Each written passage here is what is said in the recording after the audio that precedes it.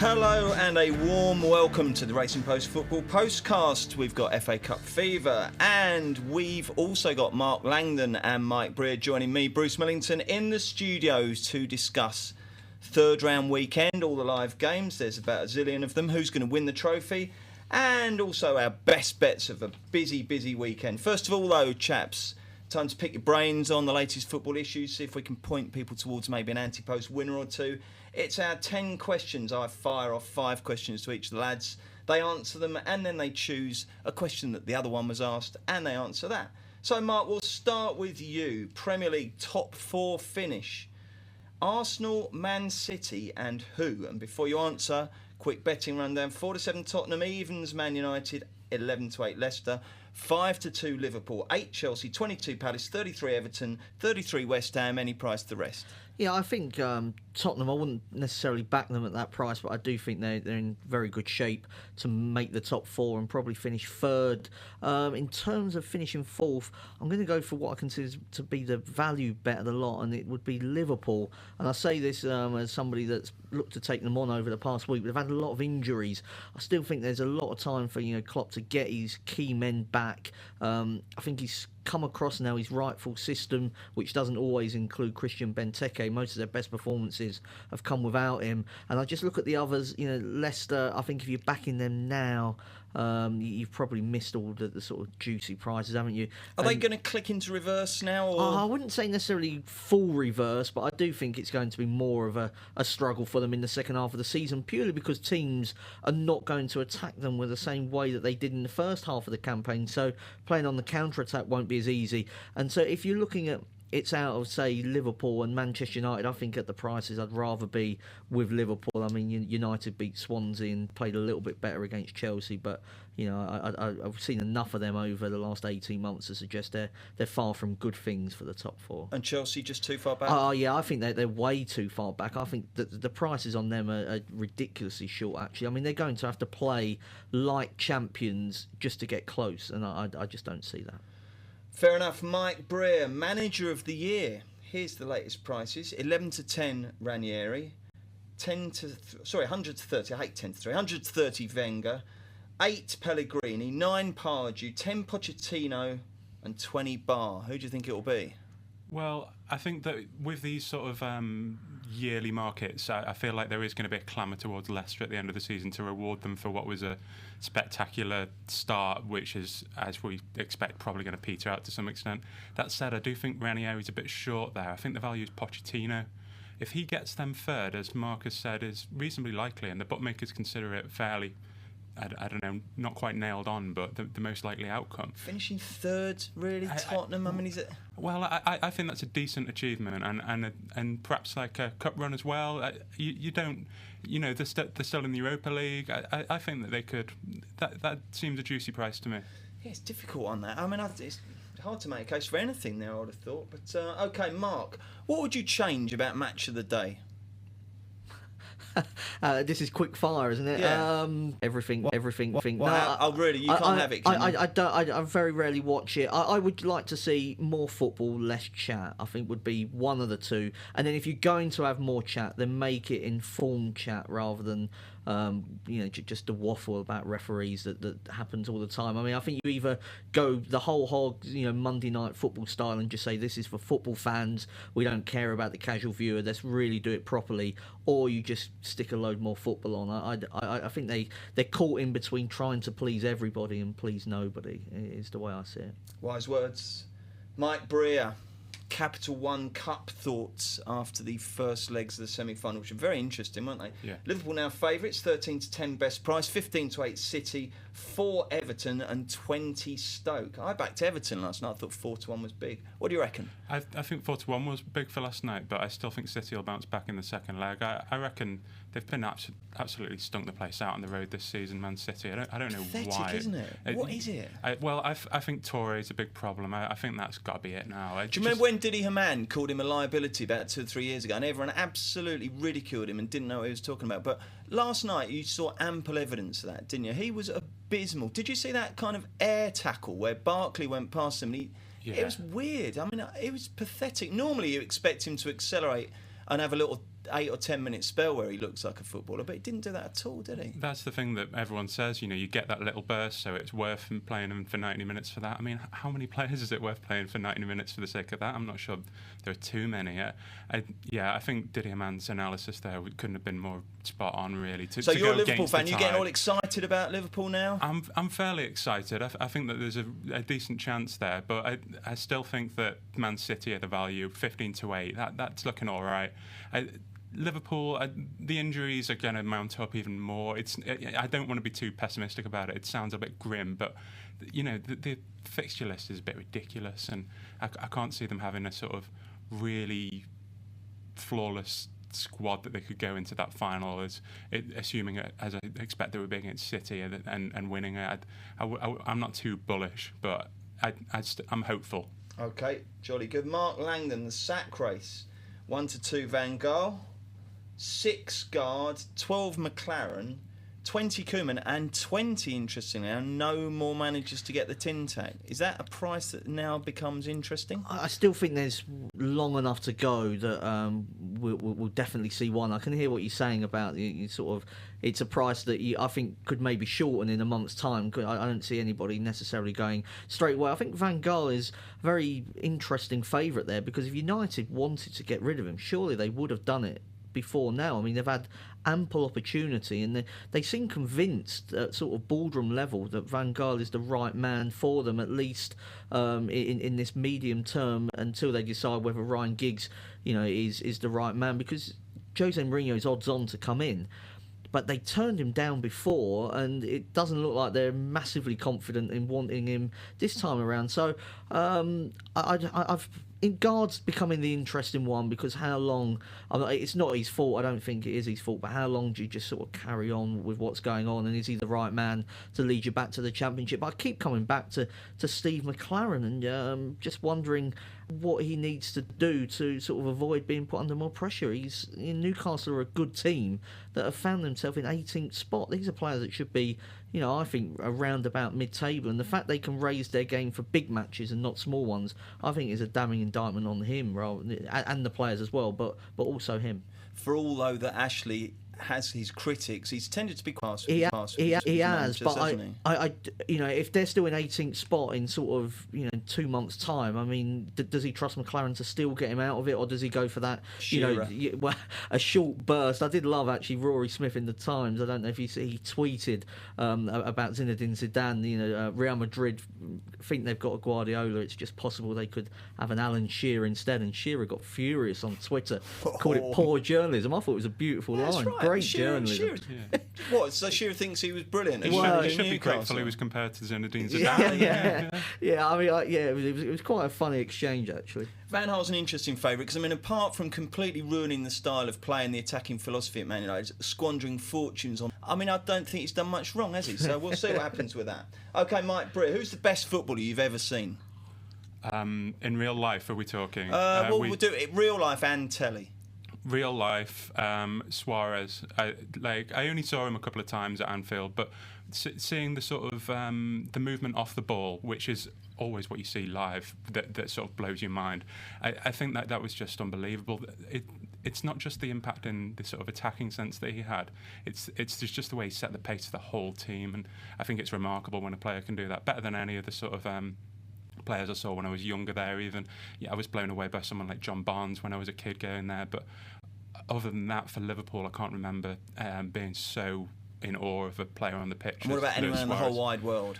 In the whole wide world, I don't think there's any question that Lionel Messi is the best player in the world and the best player that I've ever seen and probably ever will see. I've been astonished. I asked the question just because we're in danger of taking Messi for granted, aren't we? But every single time he plays, he does at least one thing that just gets you out of your seat, doesn't he? That's it. And the free kick in midweek was brilliant, wasn't it? It was astonishing, and I think he's getting back to that point now where he's going to start really completely wiping the floor with everyone again. He's been a little bit in the shadows of Neymar and Suarez, and as he's sort of gradually built his fitness up in the last couple of months, it'll be interesting to see how they adapt to him being completely dominant again. I'm not sure if they'll suddenly think, well, I was scoring nearly one a game and now I'm scoring one every four. I don't know if that'll happen, but I just think theoretically it's a possibility. It is. I've still only just forgiven him. I flew all the way to Barcelona with my son to see him, and he went off injured after 6 minutes. Oh, Never mind. Mark Langdon, why is the Championship so much more boring this season than last? I think that it's certainly not helped by the amount of games that sort of Sky put on TV. In terms of it's a bit of overkill because they haven't got that much else at the moment. There seems 10 in 10 at Christmas. Yeah, that was that wasn't Passed what was. me by. And most of them were poor games. But actually, yeah, the goals per game's at the lowest in England and Scotland, isn't it? In the Championship, I think that the two of the sort of more dominant teams are better defensively, and you're looking at Middlesbrough, who just rarely concede at home. It's phenomenal. You're going to win fortunes on them, aren't you? Well, I will if Man City. I've got them in doubles with Man City. So if what do you win? A conservatory, a holiday? I've tried not to count it too much. Probably a nice holiday. Yeah, Lovely. definitely a nice holiday. So they're dominant defensively. Hull are very good defensively, and then you've got somebody like Burnley who like to build from the back. So I think that sort of the better teams are stronger defensively, which is probably why we're seeing these lower scoring matches. Okay, who's going to win the cup? Let's give you a show of betting, Mike Breer, because you're doing the tips tomorrow, aren't you, Mark? In Racing Post, so we don't want to. You keep your powder dry. We'll get Mike's view. 13-2 Man City, 7 Arsenal, 7 Chelsea, 8 Man United, 9 Liverpool, 16 Tottenham, 18 Everton, 25 Southampton, 35 Stoke, 35 West Ham, 40 Leicester, 50 Palace, 50 Swansea, 75 Watford, 80 West Brom, 100 Bournemouth, 100 Newcastle, 100 Villa, 105, I don't believe it, 105 Middlesbrough, 105 Derby, 150 Bar. 75 Watford. Yeah? Yeah, I think backed them. so. I backed them at 80, yeah. Really, I think got they're the value. Yeah, you've got the value already. I mean, at home to Newcastle, it's a pretty good draw. They've got the 2 strikers that can trouble any sort of defence, even the top defences in the division. They've shown that.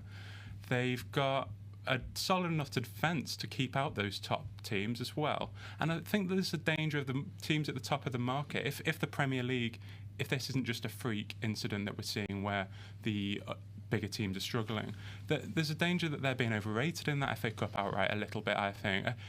Just the sort of, if there's a levelling out in the Premier League, then that market doesn't really show it for the FA Cup. And Watford have got to be the value, I think. Okay, good. I'm pleased you say that. I also think Tottenham at 16 is a very big price compared to some of the short ones. I was surprised about that. How many teams are you going for, Mark? I'm still to decide. Definitely 2. It's just whether I'll stick a third one in there. Just give us an idea of what sort of prices they are. Tips. Well, it's one from if it was sort of Bruce's or countdown rather. It's one from the top and one from the bottom. Oh, okay.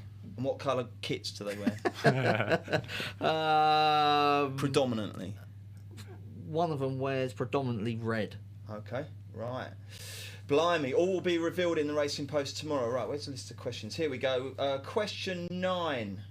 Mark Langdon, give us a good thing, because there's a full midweek Premier League programme. So we've got the FA Cup, and then we're straight in with a full Premier League programme. So what's the best bet out of that lot? I thought Manchester United were very short at Newcastle. Mentioned earlier on that Newcastle, actually, when they play against the bigger teams, that's not their problem. Even when they lost to Arsenal, they were down to 10 men from very early on, battled well and only lost 1-0. They were better than Arsenal at the Emirates. Again, were unlucky to lose 1-0. They've held Chelsea.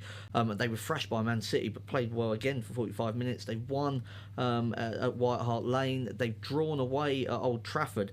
I think that, I'm sort of judging 2 different teams with Newcastle. One when they play against the teams around them, and another one when they play against the bigger teams. So United are odds on to win away at St James's Park, and I'm not sure I could. What would you do? Straight Newcastle to win, or no, double chance? I think the lay of Manchester United is the obvious one there, I think. Okay, and finally, Mike Britt, if you were a Premier League footballer on, say, 70 grand a week, which one thing would you waste your money on more than anything else? It definitely wouldn't be a car. I've got no interest in fancy cars. Yeah. I think it would be speedboat. I like a speedboat actually, yeah, but you've got to then have the waterside house. So yeah. I think it'd be the amazing holiday home where you could just completely completely get away. I think that sort of that luxury, rather than the grand holidays all the time, I think that having the incredible place where it's just Portugal's quite popular. They love a bit of Portugal, don't they? Near those swanky golf courses. You're thinking somewhere bigger and better than that, are you? Well, no, I'm thinking somewhere a bit bleaker. You know, I'm thinking like a forest in Germany or something like that. Yeah, that's not very mainstream. That's not very I'm afraid it's not very footballer. But Cristiano Ronaldo bought his agent an island, didn't he, when he got married? When Jorge Mendes bought him an island. That could be good, or it could be pretty rubbish, couldn't it? I mean, there are some pretty rubbish islands out there, aren't there? I'm sure it was okay though. Yeah, I'm pretty sure it'd be one of the better ones. So you like an old kind of Colditz style refurb mansion in the Black Mountain or the Black Forest? Black Forest. Yeah, maybe one of those sort of modernist cubes, you know, that's just like it's all glass, but there's no one for billions of miles around. Would you play for Freiburg as well, just so you could sort of live close by to the Black Forest? I might not get 70 grand a week at Freiburg, to be honest, but that would be a nice lifestyle down there, I think. Yeah. I think I'd just punt it, probably. Okay, Mark, which of Mike's questions would you like? I'd take the greatest footballer, because obviously Messi is amazing, but when I've been to the Barcelona Museum, they've got clips of Maradona, and I just wonder whether, you know, we're just so lucky that we get to see Messi every single week, if we so wish. And, you know, Maradona, people just didn't get to see that, did they, so often? And the globalisation of football in that sense is fantastic. Some of the goals Maradona scored that I didn't even know he'd scored, when you're in the museum and you can sort of do these touch screens and watch them. There's one at the Bernabeu when he goes around the goalkeeper and then dribbles it back past the defender. Another one in a cup game, a European cup game, where he chips the goalkeeper from about 25 yards, and it's just incredible. So, and you know, Maradona did win a World Cup, so I'm going to go for Maradona as the greatest player of all time, and he had to put up with more ruthless tackling. Yeah, that's which absolutely true, think, you know, does help. Question. You know, it does help Messi that people can't go through the back of him every 2 minutes. Good shout, Mike. Which of Mark's would you like? The match of the day one. I think the way to sort that format out is to split it so that the live or the highlights of the live games that day, just hammer through that to start with. Don't intersperse it with sort of lengthy analysis that sucks the life out of it. But if people want to watch those highlights, they can watch those highlights. Then at the end, do a more sort of Monday Night Football type analysis. Good shout, that. Yeah, just like a longer analysis, and then the more casual viewers can tune out. The people who want to hear about, you know, Man United's lack of pressing can tune in for the next hour and listen to someone waffle on about that. I just think you could have two programmes in one and it wouldn't butcher it. I rate that idea very much. Well done, chaps. Okay, that's excellent. Right, well, we will come back in a moment and preview the live orgy of FA Cup matches. Visit soccerbase.com for all your football betting needs. You'll find a breakdown of all the weekend's matches, including stats, tips and predictions. Everything you need. Oh, we've got some lovely new upbeat voiceovers for adverts. That's good. Nice one. Okay, let's start off with FA Cup third round weekend. First live match, 5 to 8 on Friday night on BBC One. Down at Exeter, St James's Park, isn't it? Still call it that? It's not the Tin Shed Limited Park or whatever. Okay, so we've got Everton, 11th in League 2, against medium flying Liverpool.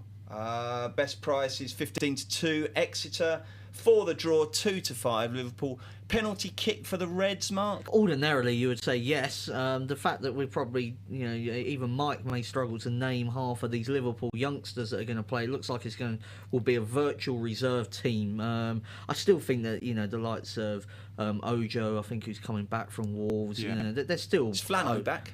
No, he's. I think he's back in training, but I don't think he's ready. Laurie's come back from Aston Villa. He's going to from Aston Villa's reserves to play at centre half. And Kent back from Coventry. Yeah, Kent's done very. I think Klopp really likes Kent. Actually, sorry, who's Kent? Ryan Kent. He's from Coventry. Well, he's Liverpool's player. Was on loan at Coventry. Coventry have got a team of loanees, and he was one of them that impressed. I think he'll obviously he's still too good for the League Two teams. The one player I am expecting to play though is Benteke. He's 15 to 4 to score first, which I mean in the rest of that Liverpool side, I mean, who else is going to score the goals? He looks the most obvious shout to me to grab the opener. And Exeter, they like to play good football. Not sure they'll be up for the physical threat of somebody like Benteke. You have a look at Dagenham, who won there last week. balls into the box, caused them problems on that day. So I think if Liverpool can get the service up to Benteke, 15-4 to score first, looks a good price. And if he doesn't play, if he's one of those that is rested, you'll get your money back. So that looks to me to be the safest way to approach it. What about Clinton Morrison? He's got to be the value, hasn't he? Will he play? I'm not entirely sure that he will play. I mean, they've got. Who did I see him in the last round? They're playing some. Was it? They beat Didcot in Didcot. round 1 and Port Vale, unfortunately, in round 2. I backed Port Vale that day, actually, as well. So they've done well, I think, to beat Port Vale in round 2, but this is obviously a massive step up, even if it is Liverpool's reserves. And I think the Merseysiders should come through. OK, Mikey, do you concur? I do in a way. I concur with the Benteke stuff especially. I think Exeter, from what I've seen and read, are vulnerable to crosses, and assuming that Liverpool can get the crosses in, which has been a bit of a problem for them, then I would think that Benteke should flourish. Both teams to score, I think, is the way to go with this one. It's a fairly obvious one in that you just look at the Liverpool back line, what you're expecting the centre-back pairing perhaps to be. Maybe a Laurie if he feels he can throw him straight in, even though he couldn't get in the Villa team, perhaps alongside Lucas or maybe Chan. I don't think that that's sort of back line that is going to cope especially well. Who's the other ones? Is it Brannigan and Smith, or Randall and Brannigan? So Smith and Randall are likely to play in the full-back position. Smith, I think, is actually a better option than Moreno at the moment, in that he gets forward quite well and puts in a reasonably good cross, and he looks a little bit more solid in the air than Moreno, who is a real. But all in all, you think that Liverpool back four is makeshift enough to enable Clinton Morrison and Powell to puncture it at least once? Yeah, I wouldn't. I don't see why not. Okay, we move on. Saturday, 2 live games. 12:45, the BT cameras are at Wickham, where they clearly sense an upset and think Villa might get something out of it. 12-5 Wickham, 12-5 the draw, 5-4 the Villa. Lango? I was looking at under 2.5 goals in this one. I mean, Aston Villa, ordinarily a Premier League team, 5-4 away at a League Two team.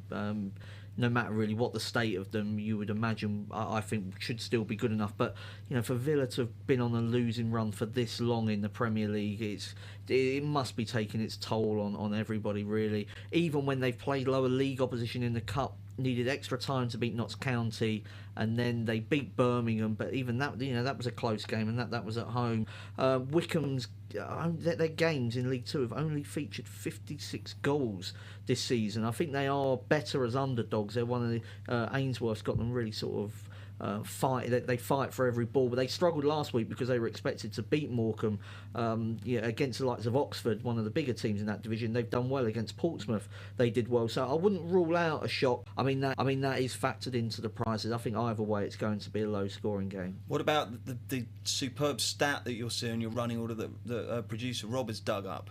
Villa over 2.5 in 20 of their last 22 FA Cup games. Yeah, most of which were done when they actually had a half decent side out, I suppose. That's the yeah, thing, Benteke would have accounted for some of those, wouldn't he? I mean, of course, they've beaten finalists last year. We forget, don't we? Yeah, I mean, they were well beaten finalists, weren't they, as well? I mean, they barely turned up that day. I think it's incredible what's happened, really, to be that bad this season. When they have spent some money as well is shocking. I just can't back them even at 5-4. I just I'm looking at this being a very dull game. What about you, Mike? I think 5-4 is acceptable. I think Remy Gard's got a lot of stick for he's sort of almost already been dubbed one of the worst managers in Premier League history. Oh, that's not fair. It's not fair. And okay, the stats don't help. His win percentage probably won't look too healthy at the end of the season, but they're good enough to beat Wickham at those prices.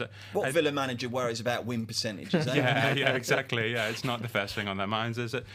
Wickham's keeper. If you're Tim Sherwood, Matt Ingram is suspended, and I'm not sure who's going to come in for him, but I would imagine that's reasonably significant. They used a younger goalkeeper in the League Two playoff final last season because he was injured. He's not as. It's a fair drop off. It has to be said. Yeah. So 5-4, you'd lump on, yeah? Not lump on, but. I'm not going anywhere near lump on, but I think it's an acceptable price. It's the sort of price that does look a little bit like you might end up kicking yourself if you ignored it. But then again, it is Villa, isn't it? 5:30, Man United. Now this really does get on my wick. Whoever Man United play in the third round of the FA Cup, they are always live on TV. Now I understand TV companies have to go out and get ratings, but it's so unoriginal. Man United at home to Sheffield United. What a rubbish choice of match. It's on BT. Man United 2-7, 9-2 the draw, 11-1 the Blades. What a pathetic, unoriginal choice. Is there a good bet in there though, Mark, that's going to make it worth my while tuning in? Well, there's a bet that I don't think you're going to enjoy it if you do tune in, but it's the time of the first goal to be over a certain amount of minutes. Now, the prices for this are not out as we speak, but it'll be somewhere in the 20s for a game like this. What do you hope it is? I think anything over sort of 25, 26 is more than fair in this one. I mean, Sheffield United have actually done quite well in their cup games. Maybe that's what BT are looking at. You know, they were semi-finalists in the League Cup last year. Whoever they would have played, they'd have been on, mate. Yeah, that's probably true, but I'm just trying to make a case for them sort of holding out. I know you can't criticise your bosses, mate, at BT. Rising star. I've not been on there this season, but I'm reading at the moment Pep Confidential, which is the book about Pep Guardiola's first season at Bayern Munich, and there's a bit in there from Paul Breitner about Louis van Gaal's time at Bayern Munich, and this may sort of I think this will resonate with Manchester United fans, where he talks about loads of possession for the team, but no licence for the players, you know, to have any freedom to go out of certain zones, and it's very mundane football. And I think that's what we're seeing from Manchester United, and it's what, you know, he served up at Bayern Munich. So I think that Manchester United will eventually, wear Sheffield United down, but it may take more than sort of, half an hour for them to sort of really sort of show their Premier League class. Okay, 25 minutes of dullness and then Man United grind it out. How do you see it going, Mike Breer? Yeah, I quite fancied United for the Cup until the sort of dull play that characterised them spiralled into absolute chaos. I think there's a fairly cuppy team that sort of don't make mistakes. I would imagine that works out well in knockout competition more often than not. 10-11 United double result. I think Sheffield United have been slightly overrated in this match. Nothing major, but I just think that Man United should cruise this one. Okay, right. Let's do the best bets of the weekend. This will not be beaten. Mark Langdon. Yeah, this is probably the hardest weekend, I think, so far of the season. Just so many mismatches and whatever. But I'm going to go for Derby to beat Hartlepool by more than one goal, or -1 on the Asian handicap. I think it's probably the best way to approach this one. Derby have spent £25 million this year, which is incredible. I mean, their bench, even if they make changes, should be way too good for League Two Hartlepool. Struggling at the wrong end, and Hartlepool were outplayed twice by Salford. I think even the reserves, the likes of Vyman, Darren Bent, people like that should be a cruise for the Rams. Okay. I'm just getting over the fact that someone's used Darren Bent as a positive for. When you're playing League Two opposition. All right, okay. The draw in Oxford-Swansea. I don't really think that Swansea have got enough going for them at the moment to go there and get the win. I'm looking at the team that's likely to play. Nordfeldt, Norton, Amat, Bartley, Tabernow, Grimes, Emnes, Montero and Eder. They're all coming in according to the local paper that I read yesterday. And of them, I would only say Montero really brings something. You live in Hackney. What's the Hackney Gazette got? What do they know about Swansea? They're just obsessed with Swansea. It's the hipster's choice. I think that must be it. Yeah, I mean, Oxford aren't anything special, but they're a good enough team who can keep things fairly tight. The stat I've got here... They're a massive unders team, aren't they? Yeah, they've let in just 8 at home, and the draw looks a big runner in that one. You'd want to buy passes in that game as well, wouldn't you? I mean, Oxford are almost like the sort of Swansea of League Two, aren't they, Mark? I mean, they knock it about, don't they? Yeah, they do. I'm not sure what the Kassam pitch usually sort of cuts up in the second half. Yeah, we have had some rain. So I'm not sure what the state of the pitch is, which probably... if it is as bad as as what it could be, then maybe that sort of does point towards a draw. Best bet been a draw. I like that. I don't think we've ever had that before. Right, I'm going to go for Stoke. A shade of odds on. You might get some evens to win at Doncaster. I just think that they've got enough quality about them. I know that they're obviously involved in the in the Carling Cup, going well in the league. But I think they'll put a side out that will win at Doncaster. So that's that for me. Right, back in a moment with the Sunday Live offerings. Hit the target with soccerbase.com. Receive all the tipping information you need, plus you can strike a bet with Bet365 and score with their weekly offers. Welcome back. Bruce Millington, Mark Langdon and Mike Breer are looking ahead to Sunday's live FA Cup games, and at 2 o'clock on BT we've got Chelsea versus Scunthorpe. Chelsea, their best performance of the season arguably came last weekend, sadly at Crystal Palace, where they finally looked like the team that had done so well recently. They're 2-9. It's yet another mismatch. 6 to draw, 16 Scunny. Obviously, Chelsea have, they've been humbled and rumbled a few times in the Cup, haven't they? But I think Bradford did them last year, didn't they? So how do you see this one transpiring, Mark Langdon? Chelsea to win to 0 will look to me to be the obvious play. Scunthorpe not fit by any means really, but by League One standards, they're not one of the better teams in that division. Who's their manager? Brian Laws, is it? No, it's somebody with good cup pedigree actually, Mark Robbins. He's doing okay. I just think they are sort of, where they are, sort of 15th in League One, about their level really. Chelsea, interesting team really. What if Mourinho was the problem, like the complete problem there, and in the second half of the campaign we get Costa back to his early season form of last season, Fabregas, who ran the show at Selhurst in the second half, what if he comes back, Hazard when he's fit? Chelsea, I've already ruled them out the top 4, but I still think that they could be big runners to win this competition, but it should be fairly simple really against Scunthorpe. Chelsea to win to 0, and they're one of the teams that won't, I don't think, be too worried about their Premier League fixture. What sort of price are we looking at there? It's 10 to 11. 10 to 11, that sounds right, doesn't it? If you're looking for a way to get with 2 to 9 favourites, I think that's probably the best way to do it. I think Courtois coming back recently as well is a massive plus.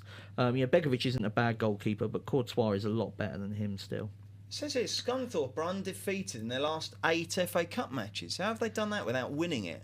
Well, they must. I assume they got knocked out on pens last year. Yeah. All right. I assume. I know they definitely didn't win it. Are they going to win this? No, I also got Chelsea to win to 0 down as a good bet. I'm not totally buying the hype of a Chelsea revival after that victory over below par Palace, who kind of probably turned in one of their worst performances of the season. I don't know if you viewed it that way as well, but I think that Baba Rahman, Pedro and Loftus-Cheek, they're the sort of players you've got coming in. They're easily good enough to see off Scunthorpe. 28 goals in League One, which is one of the worst tallies there. And to win to 0 looks a good bet. OK, 4 o'clock. A match that might just be slightly competitive. BBC One are covering it. Tottenham versus Leicester. It's a repeat of last year's 4th round fixture, which Leicester won 2-1 at White Hart Lane. Will the Foxes get themselves back in the groove after a couple of recent hiccups, Mark? Well, I think it's an interesting game because they play each other again on Wednesday in the Premier League. And I used to have a colleague, right, who always used to say, "It's amazing how often that happens, isn't it?" They play. He just say it every single time. Driving me mad.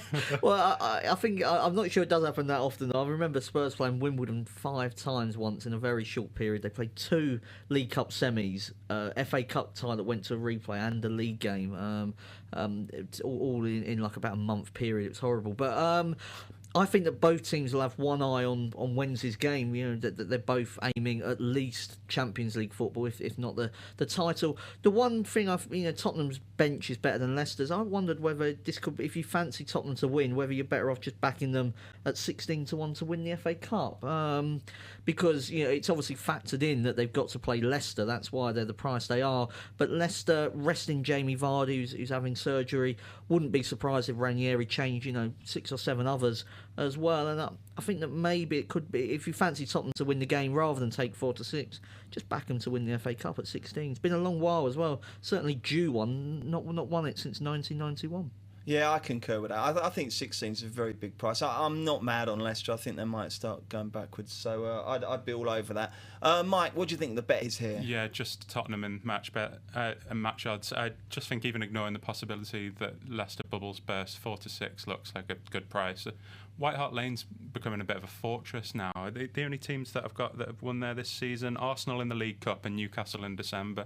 Now the League Cup, obviously, you don't want to read too much into that result back then. And Newcastle, they they played somewhere about 8 zillion miles away, hadn't they?